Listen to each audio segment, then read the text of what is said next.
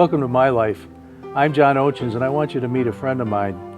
This fellow is from Oxford, just not this Oxford. He's from Oxford in the UK, well, a little bit south of there actually, near Banbury. Greg Klaes is my friend's name. We actually go back to high school in the mid-60s down in Monroe, Michigan. But since then, Greg has covered a lot of ground in this world.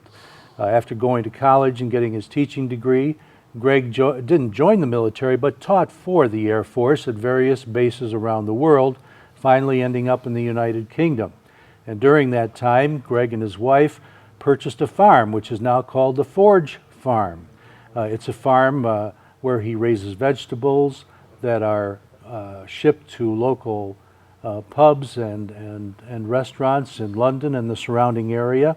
And I thought it'd be interesting to hear his story about that and some other things as well. Welcome aboard, Greg, and it's good to have you here. Thanks, John. I'm really pleased to be here. I'm tickled to death. I want you to start out, please, by telling us exactly, this is one of your almost annual trips to the United States. Yeah, every year or so. And obviously you have family that you're visiting here right now, but yeah. Tell us what else you're coming here for. If you go on a search engine in Europe someplace and put in like organic rare breed squash, pumpkins, sweet corn, you'll get a list, but it'll be completely different from the list that you get when you put the same search topic into a search engine over here. So I like to come over here and find rare breed seeds to produce on my farm in England, because this is one of the only places you're going to find some of these original heritage seed varieties. We probably need to point out that the vegetables that you grow on your farm in England aren't just any kind of vegetables, they're organic vegetables. Absolutely, yes. Why don't you tell us a little more about that?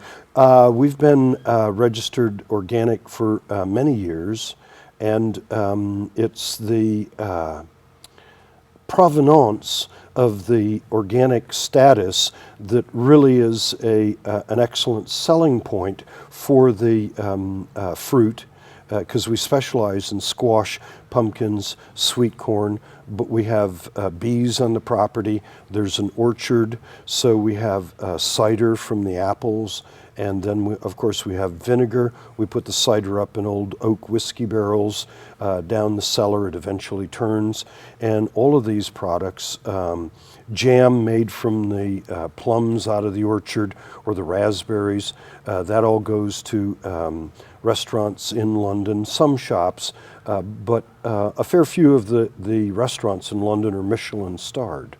And this is what Greg is doing is in his retirement, by the way, Greg and his wife. But in addition to that, Greg, you're purchasing supplies in this country, Absolutely. Products to be sold at special venues over there. I visit Mexico, go to the American Southwest, go into Tijuana, Rosarito, Juarez, and none of these places live up to their reputations that has been established with all the violence over the last couple dozen years. Things have calmed down a lot, and they're trying to promote tourism back into Mexico. That didn't prevent me from going before, because I had really good help and information about when to go and where to go, but I bring back handmade rugs and blankets and ponchos, and I take these to big arts festivals in the summertime in England, festivals of the performing arts. You'll see international stars. I've seen the Stones at Glastonbury Cathedral, for example, Paul McCartney, all of the new hot bands, and that's part of the ethos of the summer festivals. But I also support this new growing industry called glamping. A lot of the festival goers will want to go, and instead of bringing in a nylon tent, they'll pay a bit extra and have a teepee or a yurt or a bell tent or a small hut ready for them, some of them with mattresses and sleeping bags. And literally you could just walk into one of these large festivals, 40, 60 The big one, Glastonbury, maybe 120,000 other people with just your credit card, and the ability to have a really great time and get everything you need there, and then when it's done, you walk out again. So would these be, I don't know, how would you equate those with something over here? Would they be like a state fair? Would they be like the Ann Arbor Art Fair? What? More like Woodstock, I would have thought. Woodstock, There you go. huge. Yeah, massive, huge. And these happen every single year. Oh yeah, all over the Isle of Wight Festival I did last year. I think that was the last one that Jimi Hendrix did. Okay, I did Glastonbury, Shambhala, Secret Garden Party, and a really excellent one close to the farm near Banbury is Wilderness Festival, which is really key for me because a lot of the Michelin starred chefs come up out of London for this festival, and huge marquees, tablecloths, candelabras, waiters and waitresses, and they'll do huge banquets for maybe 200 people. And this is really top of the line, excellent restaurant food from some of the best restaurants in London. Wilderness Festival is unbelievable. There's a lake you can go swimming in, you can go boating on, there's wood-fired hot tubs, you can try fly fishing if you want to. There's main stages, there's retro clothing, there's all the really interesting stuff. There was a champagne marquee where you could go in and spend 200 pounds on a bottle of champagne and strawberries and cream if you wanted to. How long does one of these typically go for? 3 or 4 days Okay. over a weekend. I usually go for a week because it takes me a while to get in there, set up my teepee, because I take my teepee. Teepees are phenomenally popular. At Glastonbury Festival, the big one, there's over 500 teepees there, John. It's the largest gathering of teepees in the whole of Western Europe. From a distance, it looks like an Indian village. There's just, the whole place is absolutely covered with tents of every description and size. People come in traveling trucks, vans. The artistry, the crafts, handmade crafts is just breathtaking at some of these things. I looked online once because I fancied coming to America to go to the Gathering of Nations, Yes. where all the native tribes come in. And I thought, oh, what a good place to go and get artifacts and handmade things. And I looked into it, and they all drive their Winnebagos into the football pitch in the center of a stadium. Oh, see, the teepees are And a thing of the everybody goes past with home at them. night. You know, maybe Burning Man might be a good comparison in some aspects to the festivals in Europe. And these festivals are really global, and it's an up and coming industry almost to support the people that want to live the sustainable lifestyle even at one of these festivals for a while. Yeah. Live in a teepee. If you pay a bit extra, you can have a wood burning dish, or I use a chimenea in my teepee, which provides heat, and I do all my cooking on that for the whole week. When I go into a festival, I need two things. I need fresh water and I need some ice for the beer. Yep, and ice for the beer. There you go. We'll talk more about that. Which IPA Greg likes after this break. Hi everyone. Don't forget you can purchase DVDs of your favorite shows from OCTV, whether it's Minutes by Minute, Our Community Access, or Connie's Kitchen. Just call the station. Our number is 248-628-9658. Enjoy watching all of our shows on OCTV.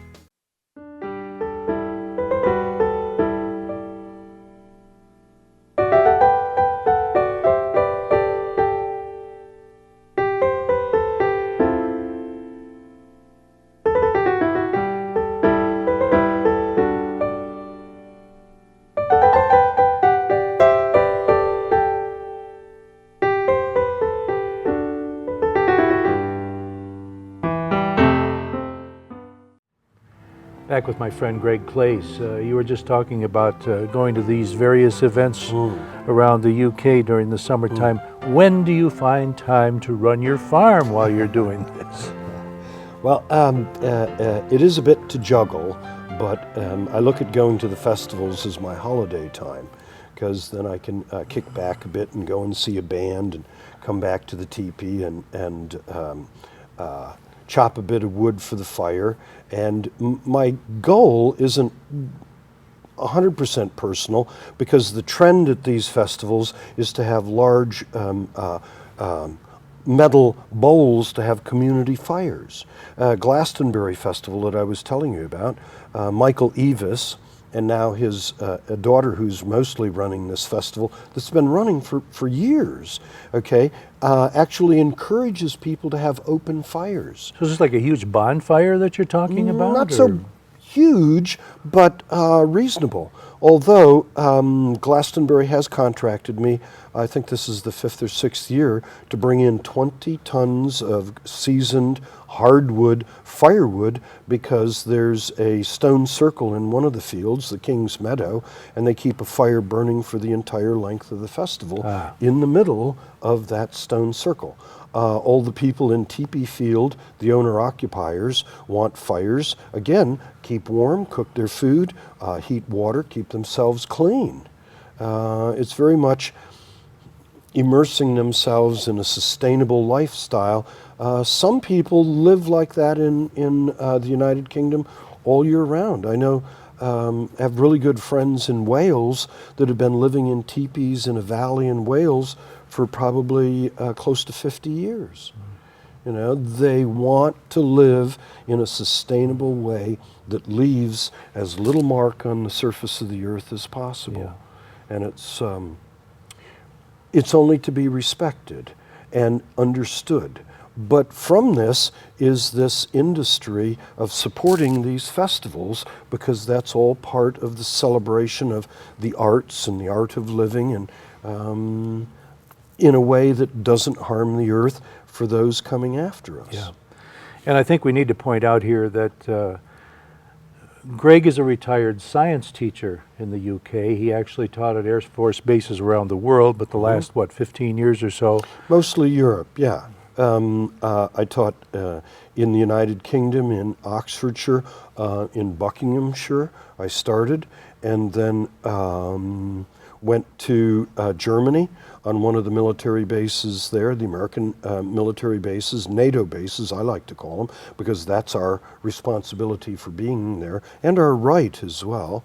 And then came back, taught in England some more, and then went to Belgium, to SHAPE headquarters at Mons in Belgium, a very important First World War battle, and then came back to England for the last 16 years of my 35-year career working for the American government, not only teaching in the schools during the daytime, but also lecturing evening courses for undergraduate programs through the Education Center on the military bases for the rank and file and their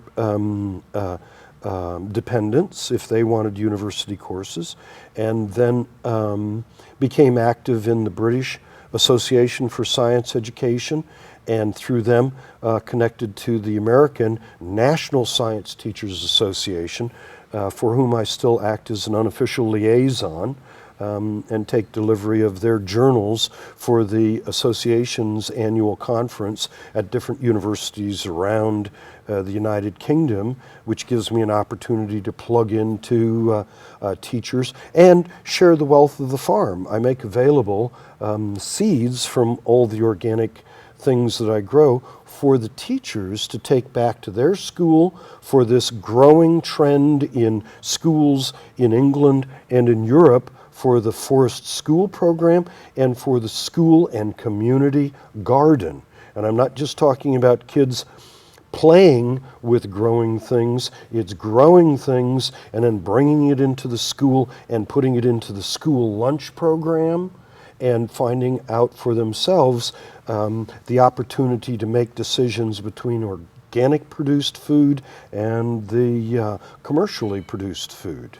And you've gained quite a reputation over there and here by virtue of your background and the various organizations you belong to, the teaching that you've done and so forth. So you speak with a great bank of knowledge on these subjects.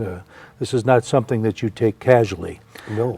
And I think something we need to point out here is that it's a lot different over there, living in cities, living rurally. There aren't that many people who live in rural areas, are there? No, we're blessed. We pinch ourselves, Kate and I, a lot of the time. How on earth did we end up with this registered organic smallholding in the open countryside, and particularly along the canal system, which we always intended to develop our transport system to incorporate the canals.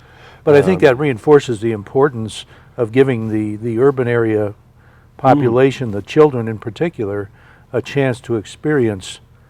Absolutely. Anything that you can do to get them out of the controlled built environment and out into what we would like to think is a fairly natural situation, although it was constructed 200 plus years ago. Right, right. And I want to get into that more, but there's something else I want to touch on before we go any further. You know, here in our Oxford, there's a great deal of talk and action about international students and international studies. In fact, I believe you told me that you read about this academy Chinese, that's going to be built, where Chinese they are going to have dormitory. 200. It's supported by the Wei Ming organization.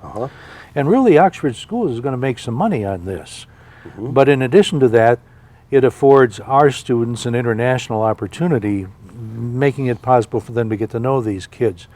My question to you is, what type of activities are there going on in the UK in this regard, as far as international high school students are concerned? I think there's a great deal of interchange internationally between students and schools and communities to further international understanding and cooperation. It's sort of like that thing I talked about, having lots of opportunities and then letting the students make their decisions about which ones they see as beneficial and which ones would enhance their experience of life. Do you see international dormitories or anything like that over there? Or do they mostly live with families? I think there would be both families, but also they'd be integrated across at high school level, certainly families, but at international level, the universities would have a huge flux and exchange of students internationally and within the country as well. For example, on the farm, we have WWOOF, WWOOF, which is Worldwide Workers on Organic Farms. So if a student joins either high school, I've had secondary students come from inner cities like Paris, Madrid, and you provide them with food and accommodation, and they come and work on your farm. There's no money exchanged. You help them out as much as you can, but really they're coming to improve their language skills, and concomitantly they're coming to improve their knowledge about how organic production works. Okay, we need to take a break, but we'll be back just a moment. I want to talk more about international students. We'll be right back. Hi, this is Connie again from Connie's Kitchen, coming to you from Treetop Lodge, the place where magic happens and unicorns roam freely. Of course, you have to come to the lodge to understand about the unicorn thing, but they're everywhere. We'll be doing a wide variety of cooking shows here on Oxford Community Television, and I personally would like to thank the crew for coming out and giving me this opportunity to share my passion and what I love to do with you from Connie's Kitchen. So please join us on OCTV, join us at the lodge, and look for us all over the town. And if you see unicorns, they probably came from here. See you soon. Hi everybody, I'm Terry Stiles. Hi everybody, I'm Bill Service, and I'm the producer of Our Community Access. Terry and I started our show 8 years ago to bring our community into your living rooms. Our Community Access is a show born from the rich diversity of our community, and we want to brag about it. and the people creating that diversity. Over the year, we've been from fox hunts to beekeeping and right in your own backyard. We welcome new businesses, chamber fashion, senior hobbies, class reunions, and much, much more. We've covered all our celebrations from Leonard Strawberry Festival to our premier Lone Ranger Parade. But there's still more avenues that we plan on going on. So watch our community access at 9:30 and 5:30 every day, and you have a great, great week. Back with Greg Klaes. We're talking about international students here. And I remember, Greg, during lunch you were telling me how actually it's more inexpensive for college level students to study there than it is maybe in their home country. Yeah. Last spring, Emmy came from Idaho, and she is an American, but she actually came over to Oxford University from Idaho, and it was cheaper for her to spend a semester in Oxford, England, studying at the university there than it was to stay in Idaho. Absolutely brilliant help, and she brought some of her other American compatriots that were at different colleges at the university in Oxford up to the farm to help with planting. One chap was actually doing his PhD, right, from an American university for a couple years at Oxford, and he'd never in his life put anything into the ground to grow in his whole life. It was like a completely unique experience. And I think that's a reflection on what we're doing or not doing with our youngsters nowadays.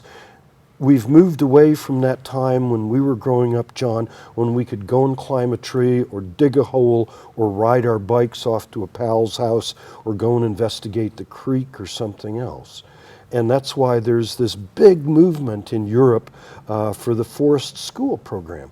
Schools are getting involved with forests and gardens and making sure that as part of the classroom curriculum, they teach kids where their food is coming from, and more importantly, the plants that scrub the atmosphere, and how we can move to a sustainable existence without nuclear power, without burning the 60% of fossil fuels that are going to have to stay in the ground, or we're all going to fry because of global warming.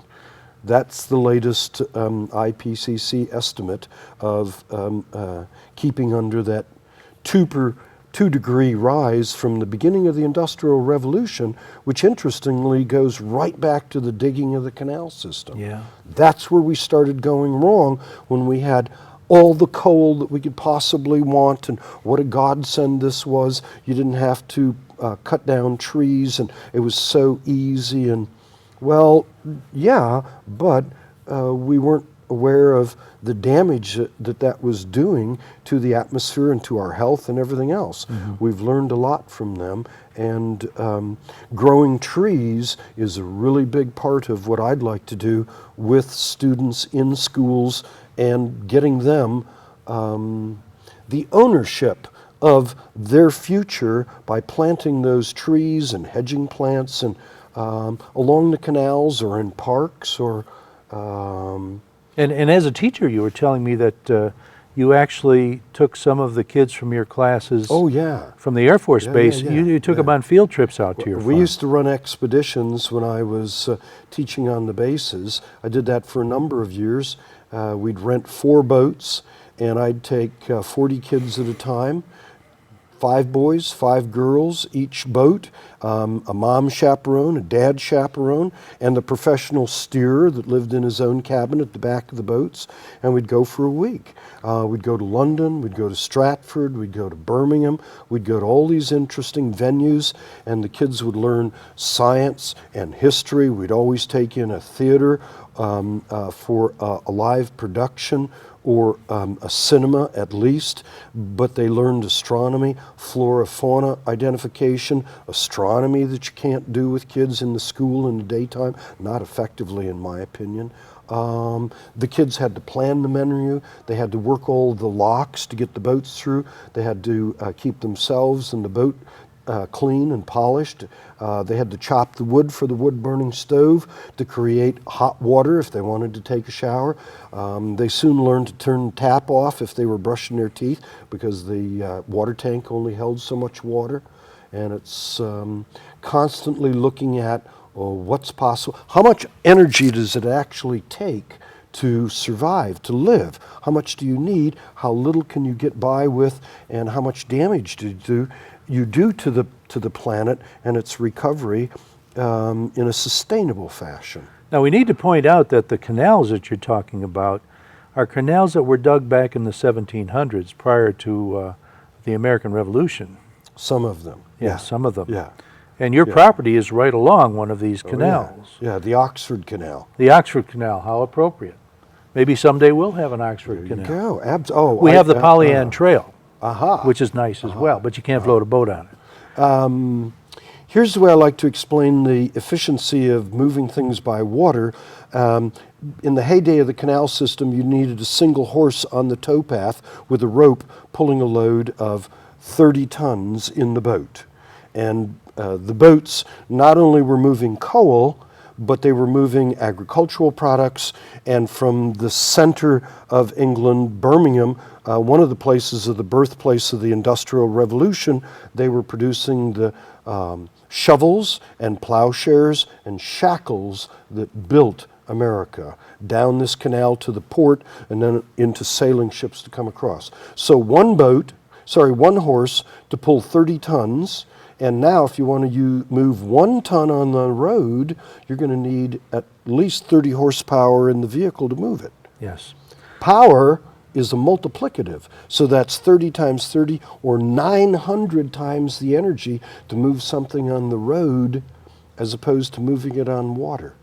You have to wait a bit longer because it would take a week easy to come from Birmingham down to London, down the Oxford Canal, and then down the Thames. Then the sailing ships could take it out to the New World, but the energy expended is far less. Let's talk about these boats. Sure. We're not talking about a 20-foot pontoon here. No. Tell us about these boats have a history. Flat-bottomed, originally built of 2-inch thick elm, 8 inches deep and as long as the tree was. They would have steamed the oak planks to get the lovely voluptuous bends in the front and curves in the starn end. Originally horse or mule drawn, 7 foot wide and 70 feet long. Locks, of course, all run by rainwater held in reservoirs at a higher elevation and then going down or going uphill. How old are the boats that you use? The boats that we're in the process of restoring are wrought iron riveted, and they're turned basically of the last century. They're well over 100 years old, the pair. A motor with an engine, because when engines came along, they started putting first steam engines into these craft, and then eventually the earliest diesels, and then eventually more modern diesels.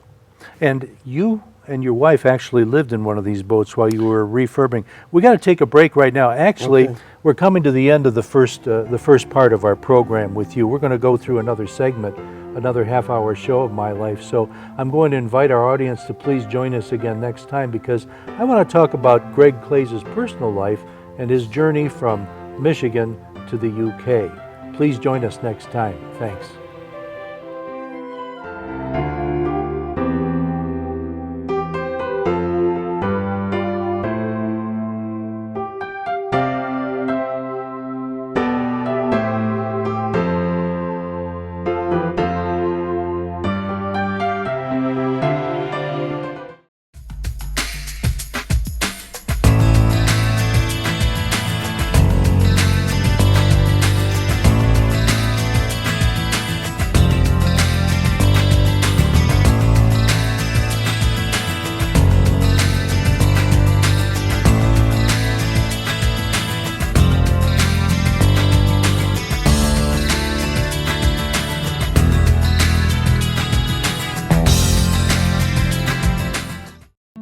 You're watching OCTV, Oxford Community Television, serving Oxford, Addison Township, and the village of Leonard.